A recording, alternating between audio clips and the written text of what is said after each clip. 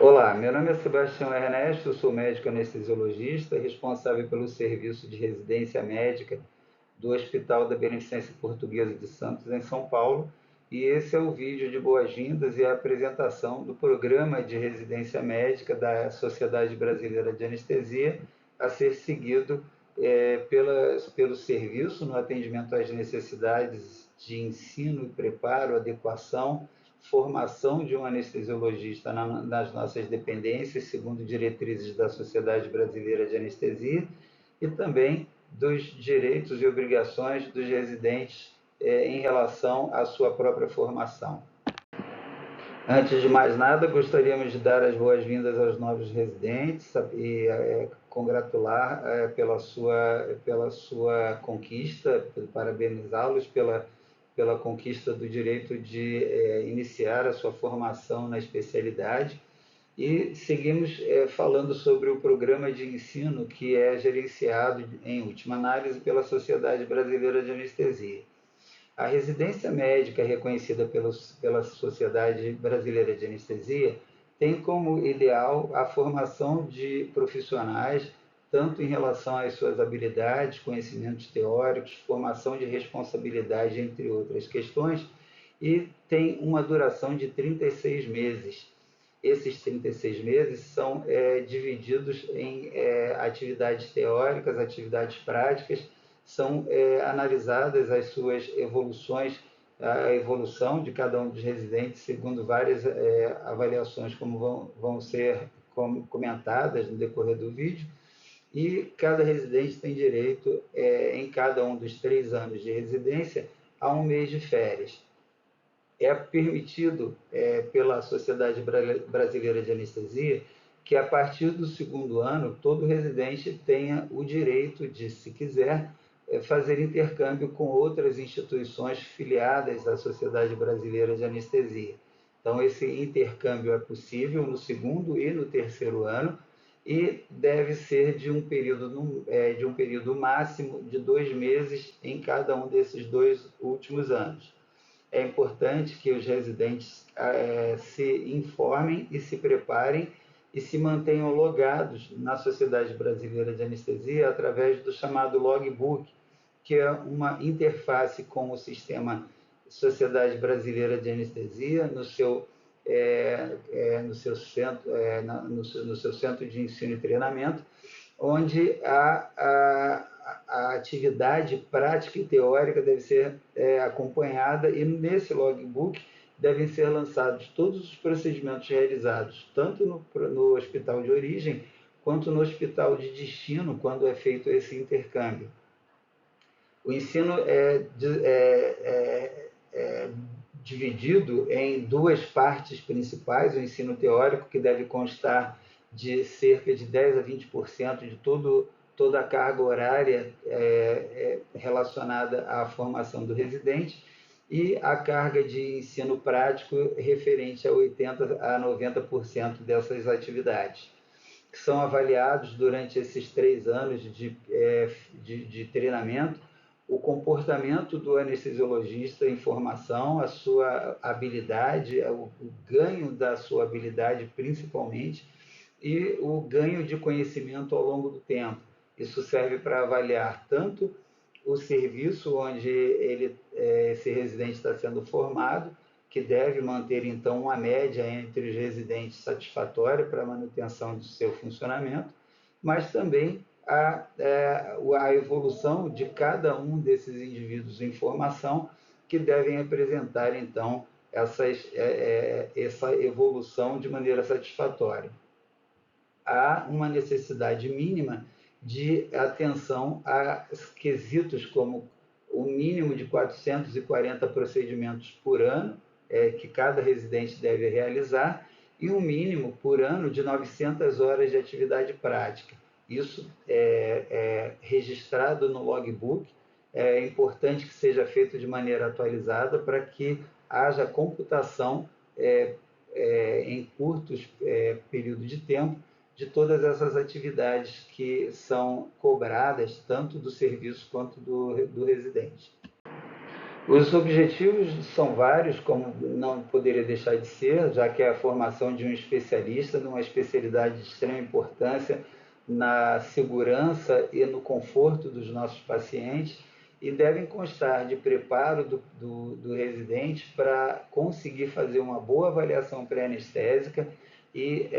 em geral, essa avaliação pré-anestésica vai constar de uma anamnese adequada, um exame físico adequado, a solicitação, se ainda não foi realizado, de exames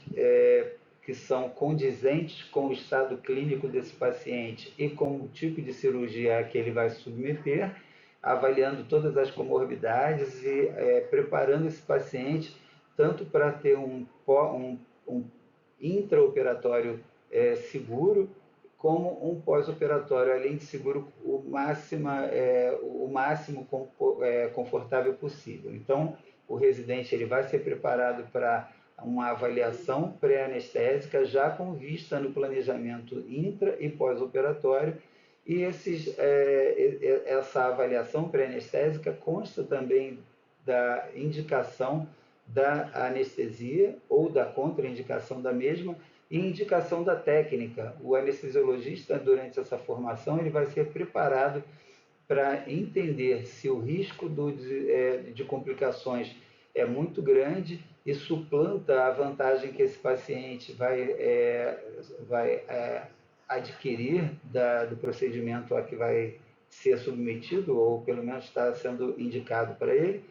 e também da escolha da técnica e do planejamento para um pós-operatório seguro. Se esse paciente tem indicação de reserva de sangue, de solicitação de reserva de UTI, se a cirurgia é de grande porte, qual o tipo de monitorização vai ser planejado, qual a técnica de anestesia e analgesia intra e pós-operatória, e assim sucessivamente. Há um tempo que deve ser dedicado também a visita e permanência em treinamento em terapia intensiva, avaliação e manuseio da dor, tanto no pré quanto no pós-operatório, e todos esses procedimentos de aprendizagem vão aumentar de complexidade à medida que o residente avança nos anos do seu treinamento. Há que se conhecer algumas informações importantes, tanto em relação a pré-requisitos quanto em relação a alguns direitos. Os residentes, para iniciarem o seu treinamento e a sua filiação à Sociedade Brasileira de Anestesia, deve seguir um rito que hoje é sistematizado, e o responsável pela residência frente à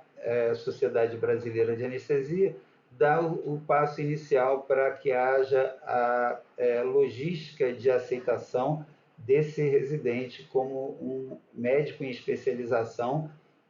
reconhecido pela Sociedade Brasileira de Anestesia. Então, o responsável pelo serviço de ensino e treinamento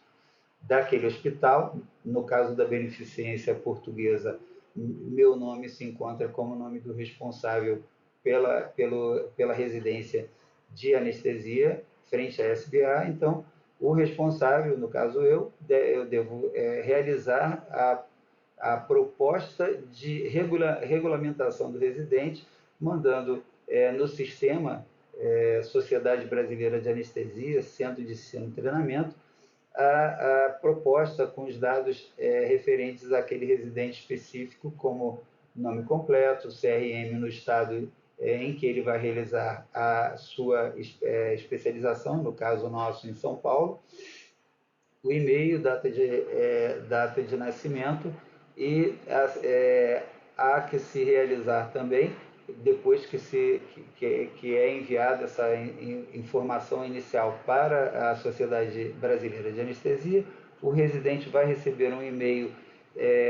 com esses dados, solicitando outras informações e solicitando que ele faça a quitação da anuidade junto à Sociedade de Anestesia de São Paulo e à Sociedade Brasileira de Anestesia. Frente a essa devolução da confirmação da quitação e de outras informações solicitadas, o sistema manda para o responsável de novo as informações para que essas novas informações sejam conferidas por nós, E assim, o passo a passo vai sendo realizado até que seja concretizada a formalização da inscrição do residente no sistema. Então, ele tem que estar regularizado com o CRM, ele tem que estar regularizado com a quitação. E importante, a quitação do segundo e terceiro ano é ideal que sejam feitas antes da realização da primeira prova online. Vamos falar sobre as provas. Os residentes vão realizar várias provas durante o ano e vão ser avaliados segundo vários critérios, como vai ser comentado posteriormente. O vencimento da anuidade é dia 30 de abril, mas quanto mais precocemente for feita, há descontos muitas vezes oferecidos pela Sociedade Brasileira de Anestesia, e há uma possibilidade de pagamento após o vencimento, mas aí com multa, obviamente, e o prazo para realização no segundo e no terceiro ano é no máximo até dia 1º de outubro, uma vez que o residente precisa fazer a prova no final do ano, e para essa prova ser realizada ele tem que estar com essa quitação prevista, e se ele não quitou em tempo hábil, ele não teve como realizar as provas durante o ano também. É possível a transferência de um centro de ensino e treinamento para outro, por exemplo, do nosso centro de ensino e treinamento na Beneficência Portuguesa para algum centro de São Paulo, de outro estado. Essas transferências devem seguir alguns ritos e não devem gerar despesa nem para o residente em relação aos serviços de origem e de destino, e nem para a Sociedade Brasileira de Anestesia. A solicitação vai ser feita e aceita se tiver relacionado a alguma questão importante, como doença na família, em parentes de primeiro grau que moram em lugar distante, e o residente consiga, de alguma forma, estar mais próximo a esse problema grave do seu pai, da sua mãe, do seu filho, assim sucessivamente. Outra situação aceita pela SBA são residentes que têm algum vínculo público, estadual, federal, e que, trabalhando em algum lugar que tenha um centro de ensino e treinamento próximo, essa solicitação pode ser realizada também.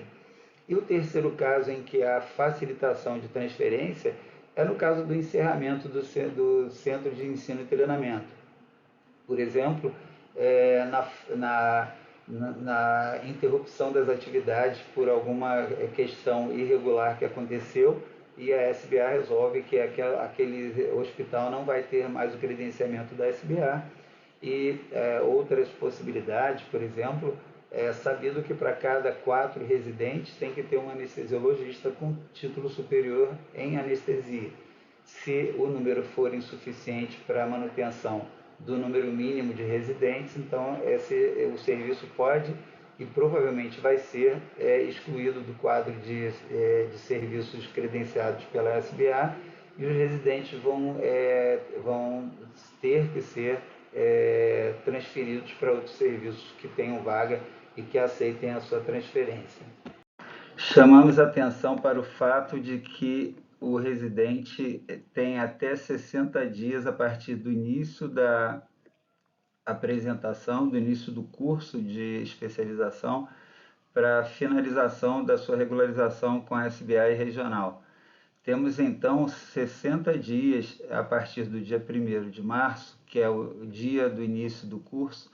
para completar o quadro de residentes. Então, pedimos aos residentes que nos forneçam a documentação e deem andamento o mais rápido possível na sua regularização, para que não percamos esse prazo. Terminado esse prazo, nem poderemos mais regularizar a situação do residente em questão e nem adicionar outro residente da fila de espera na classificação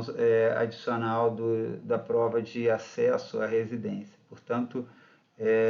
pedimos respeito a esse prazo, e é uma regularização que pode durar cerca de, no máximo, uma semana, se todos trabalharmos de maneira coordenada e atenta. Além de se preocupar com a formação de qualidade dos seus residentes, a Sociedade Brasileira de Anestesia também preza pela preocupação em relação à qualidade de atendimento e segurança do paciente anestesiado por eles e pelo serviço onde existe o centro de ensino e treinamento. Então, é importante que se cobre, que se apresente de maneira adequada. Os residentes devem zelar pela assiduidade. Atrasos frequentes, faltas frequentes podem gerar notificações importantes, desde notificações verbais quanto escritas e até, dependendo do caso, o afastamento do residente do serviço de residência. É importante manter o decoro, o respeito à instituição e às pessoas presentes em toda a área de atividade, paciente, pessoal de enfermagem. Há que se respeitar a hierarquia tanto dos residentes mais velhos quanto dos anestesiologistas do serviço e, obviamente, é possível e até indicado e até incentivado que haja discussões de caso clínico, se há dúvida ou se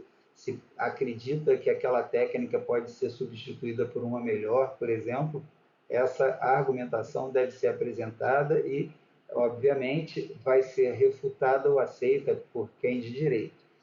Deve ser também respeitada toda a normativa do Conselho Federal de Medicina. Existem várias resoluções que prezam e que se preocupam pela segurança de todos os envolvidos em todo procedimento anestésico cirúrgico. Portanto, aconselhamentos e resoluções originados ou oferecidos ou cobrados pelo Conselho Federal de Medicina devem ser religiosamente respeitados. A drogadização é uma grande preocupação hoje em dia e alguns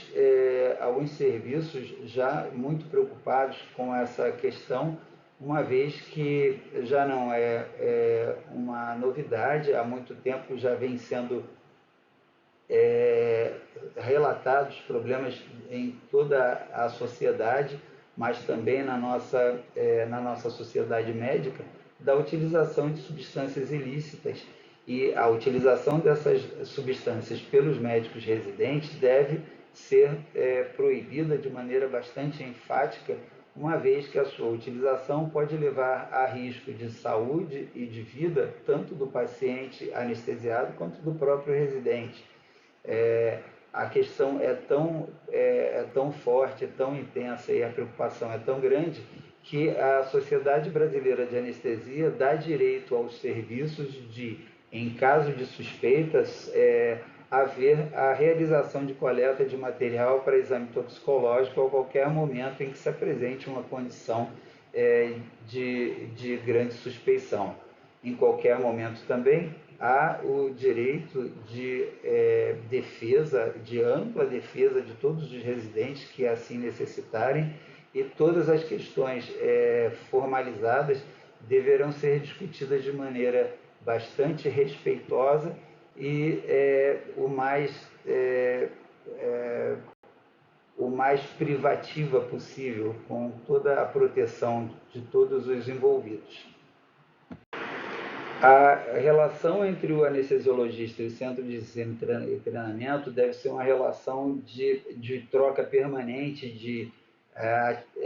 atividade profissional de ambas as partes, o anestesiologista e o serviço de anestesia provendo informações teóricas, práticas, aconselhamento e também de avaliação permanente desses residentes. E o residente também com seus direitos e obrigações, devendo realizar todas as tarefas que lhe são direcionadas, com o máximo de zelo e proteção e segurança, responsabilidade, sempre buscando informações quando houver dúvida, no melhor desejo, no melhor intuito de preocupação e de proteção com o paciente. O residente não deve ter nenhum encargo com o serviço onde realiza o seu treinamento, não há nenhuma relação financeira que deva gerar obrigação de encargo para o residente. Por outro lado, o afastamento do residente é uma possibilidade em situações onde incorram desvios graves de comportamento, tanto de responsabilidade quanto de utilização de drogas ilícitas, por exemplo. As penalidades, segundo desvios de comportamento, de conduta de qualquer natureza, vão desde a advertência verbal, que, quando for importante, deve ser formalizada junto à Sociedade Brasileira de Anestesia, e, se houver reincidência, essa advertência verbal pode gerar uma advertência escrita, que tem um peso maior para início de algum esquema de avaliação quanto a penalidades maiores. A advertência repetida pode gerar até suspensão do próprio residente, e essa suspensão pode ser relacionada a uma penalidade para que esse paciente recupere o seu comportamento e a sua responsabilidade e demonstre que pode ser de novo sujeito ou ter o direito de retornar às suas atividades normais, mas a suspensão deve ser sempre avaliada de uma maneira abrangente pelo serviço, e ela só vai ser concluída de maneira segura para o serviço se ela for uma decisão de pelo menos metade ou mais dos instrutores que ali atuam. O reincidente na suspensão pode ser até objeto de exclusão caso haja uma formalização do serviço que vai ser representada na SBA, e o Comitê de Ensino e Treinamento da SBA vai avaliar aquela solicitação de exclusão, um processo extremamente raro, extremamente penoso para todos os envolvidos. A suspensão também pode ser realizada em relação a indivíduos portadores, usuários de drogas ilícitas. Então,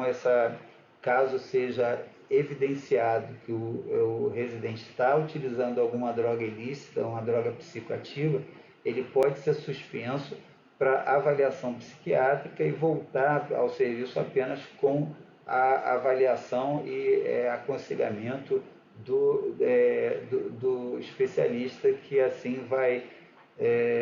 nos informar que o residente está isento, não está mais usando a substância e pode ser reincluído no sistema. Caso haja reincidência, também pode ser feita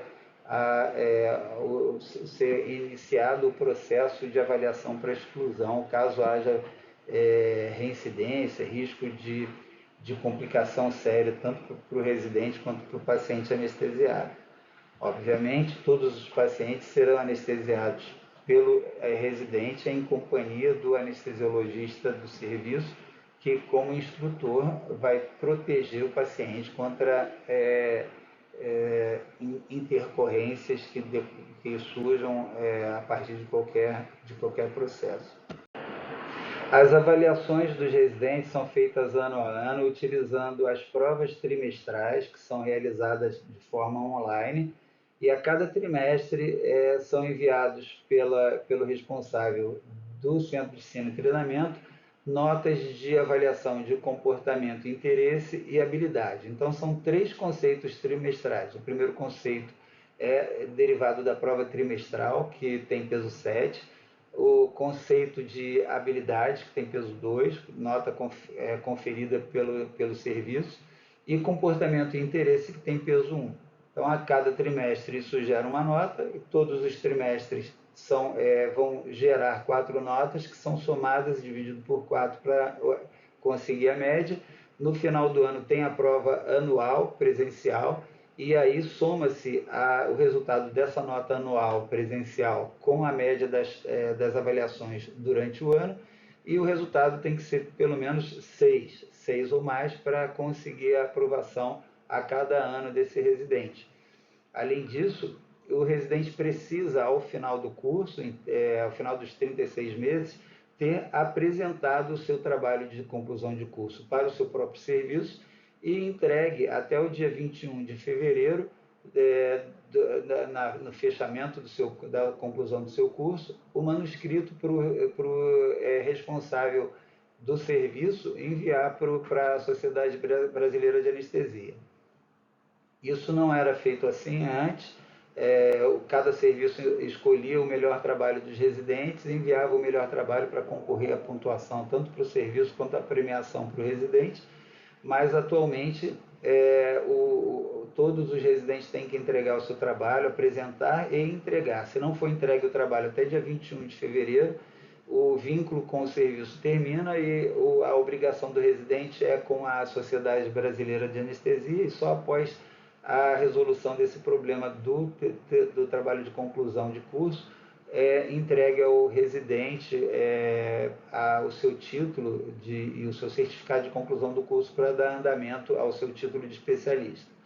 Além disso, esse trabalho de conclusão tem que auferir pelo menos 50 pontos. Esses pontos são originados de primeiro tipo de trabalho, ali pode conseguir até 30 pontos, segundo tipo de trabalho, ensaio clínico, revisão sistemática e assim sucessivamente. O mérito, se tem uma alta relevância, uma relevância relativa, pode conseguir mais 30 pontos até. E a avaliação metodológica, se foi feito com perfeição, com rigor de técnica para reduzir o risco de viés, então pode conseguir mais 20 pontos. E a redação e estrutura do seu manuscrito, quando concisa, clara, de maneira objetiva, sem erros de gramática, pode gerar mais 20 pontos. Então, você pode conseguir até 100 pontos, mas um mínimo de 50 pontos para aprovação em relação ao trabalho de conclusão de curso. Outro aspecto importante que acabei não mencionando é em relação às possíveis faltas. Você pode ter licença, afastamento por causa de problema de saúde, como foi dito anteriormente, ou solicitação de transferência, mas no caso de afastamento por motivo de saúde seu, por gravidez, por afastamento por falta importante, por penalidade, todas as paralisações do seu relacionamento com o serviço devem ser repostos de forma a cumprir os 36 meses de atividade prática e teórica. Sem a conclusão de 36 meses efetivos de trabalho, não há como se auferir o título de especialista. Então, é um tempo mínimo de 36 meses que pode aumentar de acordo com ausências para qualquer tipo de acontecimento. Espero que tenham entendido bem as normas relacionadas ao relacionamento entre serviço e residente, e muito obrigado pela atenção, e sejam muito bem-vindos, que tenham um período de muito aprendizado, de construção de personalidade, de pessoa, de profissional, para que saiam não só com o título, mas com uma capacidade máxima possível de atendimento do seu paciente com bastante segurança.